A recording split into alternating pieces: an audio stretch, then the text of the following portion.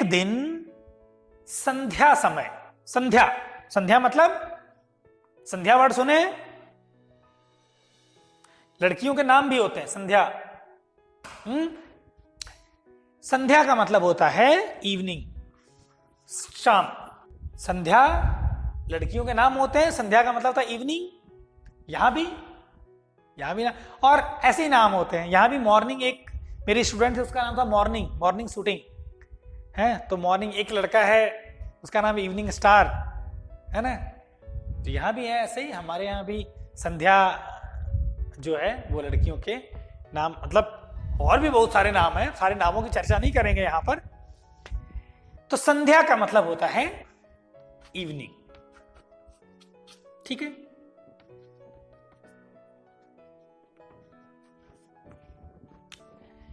एक दिन संध्या समय हॉस्टल से दूर मैं एक कनकौवा लूटने को, एक शब्द आया लूटना। अब ये कनकौवा लूटना क्या है? कहीं डकैती तो करनी नहीं है, चोरी तो करनी नहीं है, व्हाट इज लूटना? तो जब पतंगे उड़ रही होती हैं, दो पतंग है, दोनों उड़ रही हैं, तो दोनों का जो मांझा होगा, दोनों का जो थ्रेड होगा, वो ऐसे एक दूसरे पे टकराएगा, और जिस पतंग उड़ाने वाले को वो स्किल होगी या उसका मांझा मजबूत होगा, अगर दोनों का मजबूत है तो जिसके अंदर स्किल होगी वो दूसरे की पतंग को काट देगा। तो जब दूसरी वाली जो पतंग है वो जब कटेगी तो मांझा उसका बीच से धागा कट जाएगा ना, और पतंग ऊपर है, धीरे धीरे ऐसे ऐसे नीचे गिरने लगेगी। पत्थर नहीं है, डायरेक्ट आ जाएगा, वो कागज है, प्लास्टिक है, तो हवा में ऐसे तैरते हुए धीरे धीरे नीचे गिरेगी। तो वो सही पतंग है, दोबारा उसमें थ्रेड बांध करके दोबारा उड़ा सकते हैं ना। तो बच्चे उसको जाते हैं दौड़ करके पकड़ने के लिए, वो गिरे और बच्चे उसको उठा लें, तुमको एक पतंग मिल गई ना। लेकिन अब उठाने में 10-20 लोग एक ही बार उसको पकड़ के उठा लेंगे तो 20 टुकड़े हो जाएगी, वो अलग बात है। लेकिन लोग जाते हैं, और जाते हैं तो अब हाथ से तो पतंग जब तक मेरे हाथ में आएगी तब तक दूसरे के हाथ में भी आ जाएगी, फट जाएगी। तो क्या करते हैं, किसी पेड़ की बहुत लाइट, बहुत हल्की सी उसकी ब्रांच तोड़ लेते हैं और उसको लेकर के दौड़ते हैं, और उसको उसी पर पतंग को रोक लेते हैं। बात समझ रहे हैं ना? हाथ से पकड़ने की बजाय उस पतंग को उसी से रोक लेते हैं, ठीक है। तो पतंग उनको, अब मेरे पास आ गई तो पतंग सेफ हो गई। एक ब्रांच तोड़ ली, उसमें ढेर सारी छोटी छोटी ब्रांचेस हैं, और उसको ले जाएंगे और पतंग उसी पे आके रुक जाएगी, और फिर वो पतंग मेरी हो गई। हाथ से पकड़ेंगे तो फट जाएगी, फिर कई लोग उसको पकड़ लेंगे। तो आंखें आसमान की ओर थी। When you are going to catch that पतंग, that kite, then what will be there? आंखें आसमान की ओर थी। I was just looking at the sky. पतंग आ रही है ना, कैसे मैं दौड़ूंगा? I am jumping, I am running, और नीचे नहीं देख रहा हूं। I am just, my eyes are there on the kite only. आंखें आसमान की ओर थी, और मेरा मन कहां है? मन उस आकाशगामी पथिक की ओर। आकाश माने स्काई, आकाशगामी,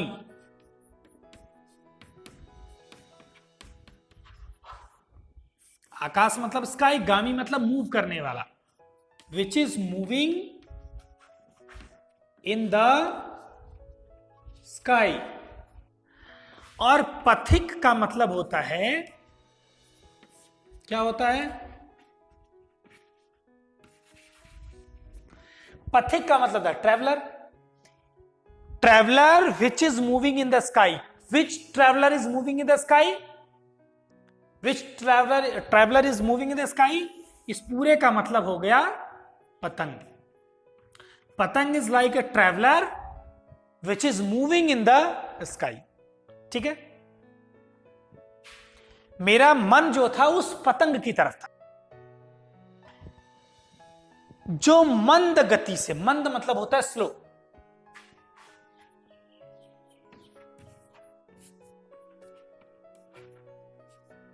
जो पतंग गिर रही है ना वो बहुत स्लो स्पीड में आ रही है, धीरे धीरे आएगी ना, हवा उसको रोकेगी, फिर वो ऐसे ऐसे धीरे धीरे, है ना।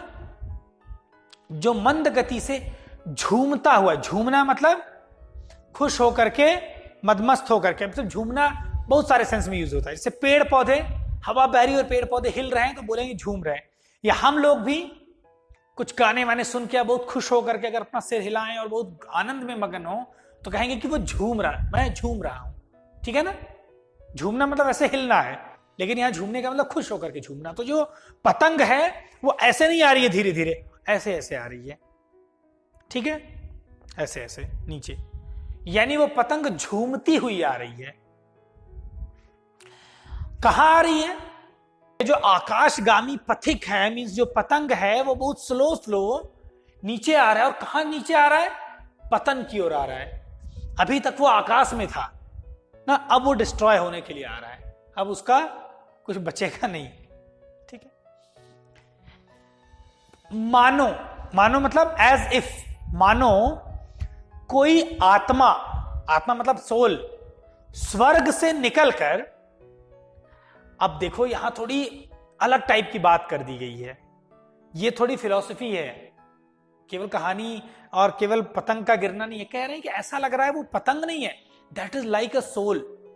ऐसा माना जाता है कि सोल मतलब जो आत्मा है वो हमारी बॉडी में, मतलब आत्मा तो जानते हो, आत्मा तो है ना, वो नहीं रहती तो हम डेड हो जाते हैं। तो ऐसा लग रहा है कि कोई आत्मा है जो आसमान से आ रही है और वो किसी नई बॉडी में एंटर करने जा रही है। ठीक है? पतंग भी ऊपर से आ रही है ना, अब नई बॉडी में एंटर करेगी, मतलब नए लोग उसको पकड़ेंगे और नए लोग फिर से उसको उड़ाएंगे। पतंग is like the soul and it is coming down to the earth and for what?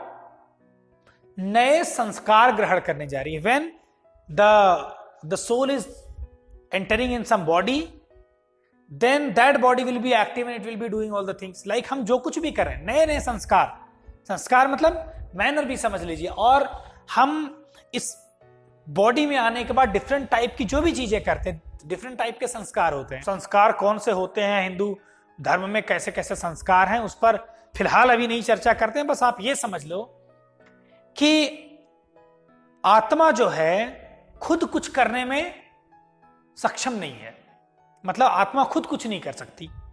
तो उसको कुछ करने के लिए क्या चाहिए? बॉडी। तो आत्मा बॉडी में आती है, फिर बॉडी जो भी करना है वो करती है। आत्मा is like software and body is like hardware. हमने एक एंड्रॉयड का सॉफ्टवेयर बना दिया, हमने विंडोज का सॉफ्टवेयर बना दिया, है ना, हमने एक ऐप बना दिया, but app will not be useful until one mobile is formed and that app is installed in that mobile phone. That software will not work when there is no device. So this body is a device and that atma is like software. तो उस आत्मा को, अब जैसे मान लो उस app को एक पिक्चर दिखानी है, तो पिक्चर कैसे दिखाएगा app?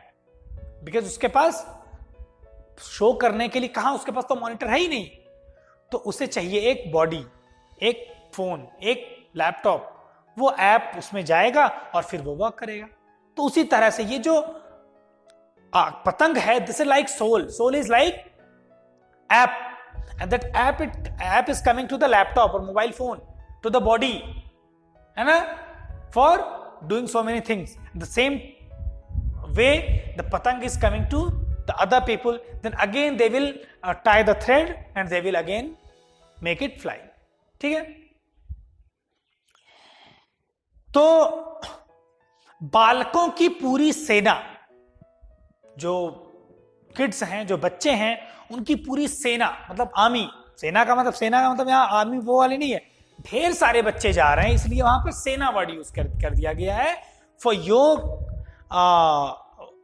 understanding, just trying to get the meaning of group, meaning group of the kids, a group of children. ठीक है? बालकों की पूरी सेना लग्गा मतलब बड़ा सा डंडा, बड़ी सी स्टिक। कुछ लोग बड़ा सा डंडा लिए हैं कि वहीं पे उसको जो पतंग उसको उसी पे रोक लेंगे, उसके थ्रेड को उसी में फंसा लेंगे और वो हजे।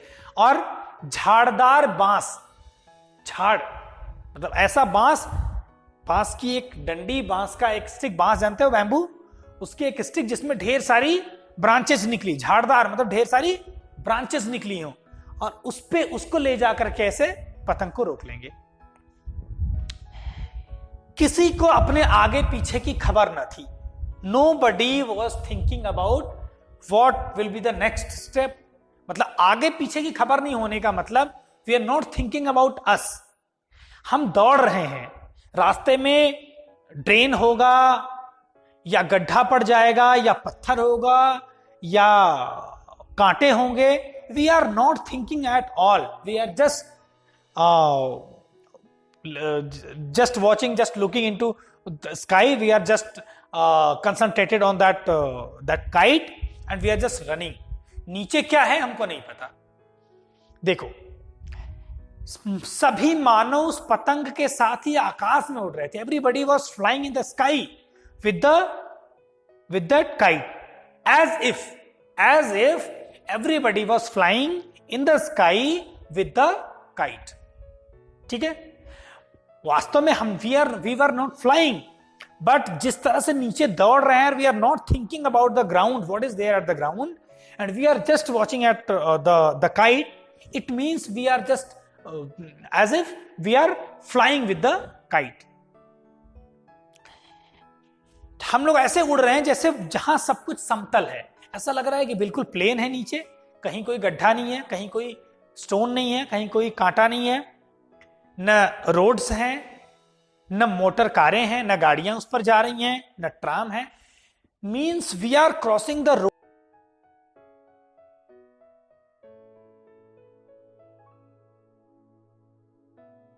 It means we are not running on the ground, we are flying, where everything is samtal, everything is plain, there are no motor cars, no trams, no other vehicle।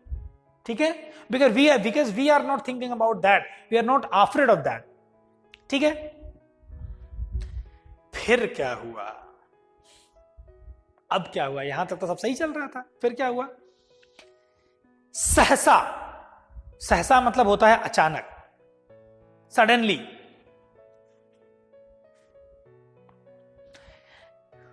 सहसा भाई साहब से मेरी मुठभेड़ हो गई, अचानक मैं भाई साहब से टकरा गया। ठीक है,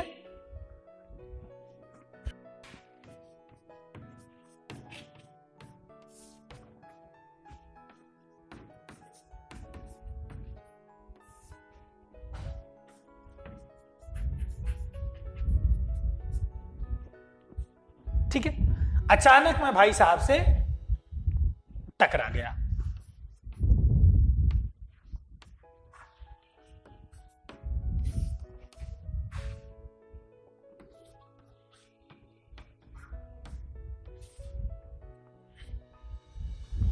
वैसे जो मुठभेड़ शब्द है ना, ये थोड़ा अलग सेंस में यूज किया जाता है। जब पुलिस की किसी क्रिमिनल से, किसी टेररिस्ट से आर्मी की लड़ाई होती है तो उसे मुठभेड़ कहते हैं। ठीक है, लेकिन यहां पर मुठभेड़ मतलब टक्कर समझ लो बस। भाई साहब आ रहे थे और मैं इधर से जा रहा था, है ना, और मैं भाई साहब को नहीं देखा बिकॉज मेरी आंख उधर है, और मैं दौड़ता हुआ जा रहा हूं और जाकर के भाई साहब से टकरा गया ऐसे। ठीक है, जो शायद बाजार से लौट रहे थे। अब देखो, अभी तक तो नहीं बोल रहे थे ना, ऐसा लग रहा था कि बस ठीक है सब करते जाओ, नहीं बोलूंगा, लेकिन अब क्या हुआ?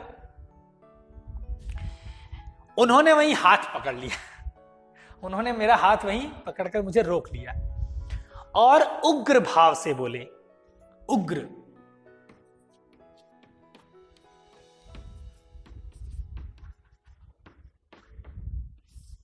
माने क्रोधित, यानी एंग्री। ठीक है, तो गुस्सा होकर के उन्होंने बोला, इन बाजारी लौंडों के साथ, बाजारी मतलब बाजार के, लौंडा मतलब लड़का, लौंडो मतलब लड़कों। ठीक है, इन बाजारी लौंडों के साथ, इन बाजार के लड़कों के साथ धेले के,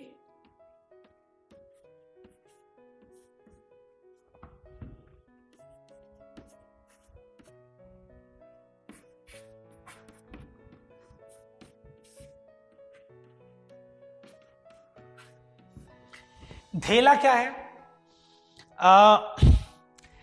आपको बताता हूं, जैसे आज हम रुपए में कोई चीजें खरीदते हैं ना, हाँ, तो 10 रुपए, 20 रुपए, 50 रुपए की कोई चीज है, मान लो आज के टाइम में अगर कोई चीज 1 रुपए की हो और कोई आदमी उसके लिए परेशान हो, दौड़ रहा हो, तो कहेंगे अरे यार 1 रुपए की चीज के लिए तुम उसके पीछे पड़े हो। या अगर पैसे चल रहे होते तो कहते 10 पैसे की चीज के लिए तुम इतनी मेहनत कर रहे हो। तो कह रहे धेले के कनकौवे के लिए जिसकी कोई कीमत ही नहीं है, इट इज वेरी चीप, इस कनकौवे के लिए, इस पतंग के लिए दौड़ते हुए तुम्हें शर्म नहीं आती है? तुम्हें इसका भी कुछ लिहाज है कि नहीं? लिहाज मतलब भी शर्म, अदब, रिस्पेक्ट। यहां तुम्हें इसका भी कुछ लिहाज है कि नहीं? तुम्हें इस बात की भी कोई शर्म है कि नहीं कि अब नीची जमात में नहीं हो, कि अब तुम छोटी क्लास, नीची मतलब छोटी, नीचे की, जमात मतलब क्लास। तुम्हें इस बात की भी शर्म नहीं है कि अब तुम बड़े हो गए हो, तुम छोटी क्लास में नहीं हो अब, हाँ, बल्कि 8वीं जमात में आ गए हो। Now you are in class 8th, ठीक है, और मुझसे केवल 1 दर्जा नीचे हो। अब now you are only 1 class junior to me. आखिर आदमी को अपनी पोजीशन का भी कुछ ख्याल करना चाहिए। तुम जिस स्टेज में हो, जिस जगह पर हो, तुम 8वीं क्लास में आ गए हो, at least you should respect that place. At least तुम्हें कम से कम इस बात के लिए शर्म आनी चाहिए कि तुम इतने बड़े होकर के और पतंग के लिए तुम बच्चों के साथ दौड़ रहे हो, है ना? क्यों 8वीं क्लास में आ जाना क्यों इतनी बड़ी बात थी? कह रहे हैं कि एक जमाना था, एक टाइम था, प्रीवियसली व्हाट वाज देयर, एक जमाना था कि लोग 8वां दर्जा पास करके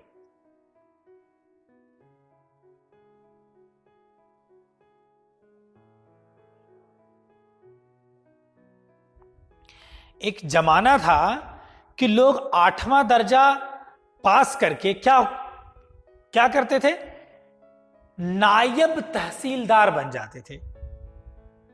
तहसीलदार गांव से बड़ी एक, जैसे रूल करने की, शासन करने के अलग अलग लेवल्स होते हैं। जैसे देश है हमारा, उसके बाद स्टेट्स हैं, उसके बाद डिस्ट्रिक्ट है, डिस्ट्रिक्ट के बाद तहसीलें होती हैं, ब्लॉक्स होते हैं, और उसके बाद गांव होते हैं।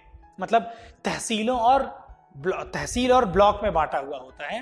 मैंने आपको इसके पहले भी बता रखा है, तहसील, नायब तहसीलदार एक शब्द आया था वहां भी, तब भी आपको बताया था कि जो तहसीलदार होता है वो तहसील का हेड होता है, और तहसील जो है वो कुछ गांवों को मिला करके बना दी जाती है कि ये तहसील है। वहां पर एक सेंटर में एक बिल्डिंग बना दी जाती है, बहुत सारे ऑफिसर्स वहां बैठते हैं, एसडीएम वहां बैठते हैं, ठीक है। तो आपको आप लेखपाल वगैरह जो होते हैं वो बैठते हैं, मींस आपको इनकम सर्टिफिकेट और कास्ट सर्टिफिकेट और रेजिडेंस प्रूफ अगर आपको बनाना है तो वो आप वहां जाते हैं, हाँ। और जमीन के बेचने और खरीदने के लिए, बहुत सारे कामों के लिए वो जो बिल्डिंग होती है उसी में डिफरेंट चैम्बर्स होते हैं, अलग अलग ब्लॉक्स होते हैं, और उसमें लोग जाकर के अपने इस तरह के काम करवाते हैं, ठीक है। तो पहले क्या होता था, लोग 8th पास करके नायब तहसीलदार हो जाते थे, ठीक है, ऑफिसर बन जाया करते थे। मैं कितने ही ऐसे मिडिलचियों को जानता हूं, मिडिलची यानी 8वीं पास करने वाले। प्राइमरी हो गया एक, और एक हाई स्कूल हो गया, और बीच में क्या बचा? 6, 7, 8 यानी मिडिल। मैं बहुत से ऐसे मिडिलचियों को, ऐसे 8th पास लोगों को जानता हूं जो आज अव्वल दर्जे के डिप्टी मैजिस्ट्रेट हैं।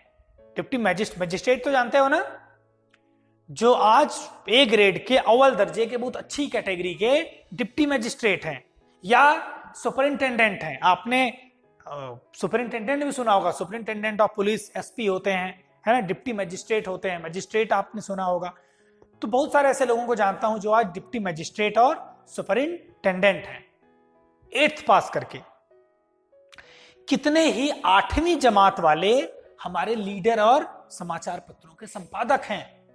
8th पास करके बहुत सारे लोग पॉलिटिशियन बन गए, हमारे नेता बने हुए लीडर हैं, और बहुत से लोग अच्छे अच्छे न्यूज़पेपर्स के एडिटर हैं। संपादक मतलब एडिटर। और बड़े बड़े विद्वान उनकी मातहती में काम करते हैं। मातहत मतलब किसी के नीचे काम करना। बड़े बड़े जो विद्वान हैं, बड़े बड़े जो स्कॉलर हैं, वो ऐसे लोगों के नीचे काम करते हैं, ऐसे लोगों के अंडर में काम करते हैं। ठीक है। अब वही 8th पास करके वो लोग हैं। और ये वास्तव में होता था काफी साल पहले, आप 50 साल पीछे चले जाइए तो शिक्षा का इतना प्रचार प्रसार नहीं था। आज आप ग्रेजुएट और पोस्ट ग्रेजुएट होकर आपको नौकरी नहीं मिलती, हर कोई पोस्ट ग्रेजुएट और ग्रेजुएट है। लेकिन उस समय 8वीं पास करके 5वीं पास करके लोग नौकरियों में चले जाते थे, क्योंकि बहुत कम लोग होते थे जो पढ़े लिखे होते थे। अब आपको अगर 10 लोगों की जरूरत है और 10 लोग मिल रहे हैं और वो 10 केवल 5वीं ही पास हैं, तो आपको उन्हीं को नौकरी देनी पड़ेगी, है ना। तो उस समय लोग 8वीं पास करके 5वीं पास करके बन जाते थे। तो यही बात ये भी कह रहे हैं कि 8वीं पास करके लोग डिप्टी मजिस्ट्रेट तक बन जा रहे हैं, और तुम 8वीं क्लास में हो और ये इतने 10 पैसे के कनकौवे के लिए, एक पतंग के लिए तुम लौंडों के साथ यानी बाजार के लड़कों के साथ दौड़ रहे हो। तुम्हें शर्म नहीं आती इस बात पर? मुझे तुम्हारी इस कम अक्ली पर दुख होता है। कम मतलब थोड़ी, अक्ल मतलब बुद्धि। कि जो तुम्हारी थोड़ी सी बुद्धि है ना, इस पर मुझे दुख होता है। थोड़ी सी बुद्धि मतलब कम अक्ली, यानी किसी चीज में कम दिमाग लगाना। ये जो तुम्हारा कम दिमाग है, इस पर मुझे दुख होता है। तुम ज़हीन हो। ज़हीन बुद्धिमान उर्दू का शब्द है, नुक्ता लगा है। तुम बुद्धिमान हो, लेकिन इसमें शक नहीं, there is no doubt that you are very intelligent. लेकिन वह जेहन,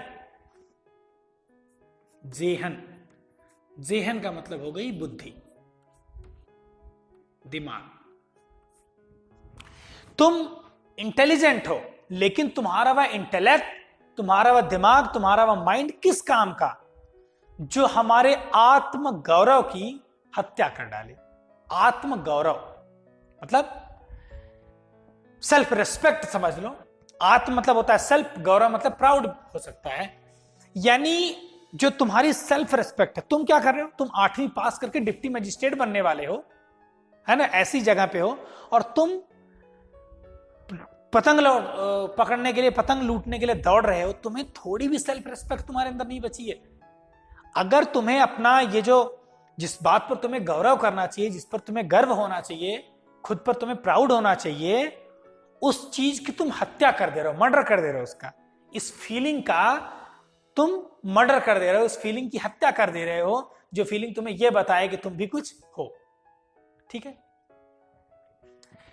तुम दिल में समझते होगे, तुम्हारे मन में यह बात आती होगी कि मैं भाई साहब से महज, महज माने केवल, पढ़ चुके हैं आप, महज एक दर्जा नीचे हूं। Now I am only 1 class junior to my brother.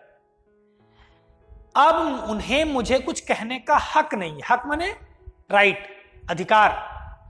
You will be thinking, you must be thinking that भाई साहब has no right to say something, to scold me. लेकिन यह तुम्हारी गलती है। But no, this is your fault, you are thinking wrong. अब भाई साहब कह रहे हैं कि if you are thinking that भाई साहब will not say anything, will not scold me, then you are not right, you are wrong. Y? मैं तुमसे 5 साल बड़ा हूं। I am 5 years older to you.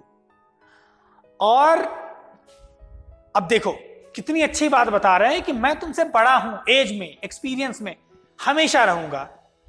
Class में तुम मुझसे, मेरे पास आ सकते हो, मुझसे आगे भी निकल सकते हो, लेकिन एज में, एक्सपीरियंस में मुझसे आगे नहीं निकल सकते। ये बात बड़े भाई, एज में तो नहीं निकल सकते। कह रहे हैं मैं तुमसे 5 साल बड़ा हूं, मैं तुमसे 5 years बड़ा हूं, चाहे आज तुम मेरी जमात में आ जाओ, हो सकता है कि आज तुम मेरी क्लास में आ जाओ, और परीक्षकों का यही हाल है, तो निस्संदेह, निस्संदेह ऑलरेडी आपको बता चुका हूं, निस्संदेह मतलब विदाउट एनी डाउट, अनडाउटेबली तुम मुझसे आगे भी निकल जाओ, हो सकता है कि तुम मुझसे आगे भी निकल जाओ, लेकिन मुझ में और तुम में, मेरे और तुम्हारे बीच में जो 5 इयर्स का गैप है, उसे तुम क्या खुदा भी नहीं मिटा सकता। कितना बड़ा डायलॉग मारे हैं, एकदम फिल्मी। कह रहे हैं कि the gap between you and me is 5 years and that gap even God cannot fill this gap, even God cannot remove that gap, the 5 years gap between you and me। ठीक है, इसके बाद भाई साहब क्या प्रवचन देंगे, क्या बोलेंगे, क्या समझाएंगे, छोटे भाई पर क्या फर्क पड़ेगा, ये हम आपसे अगली क्लास में डिस्कस करेंगे। जल्दी मिलते हैं, तब तक पढ़ते रहिए।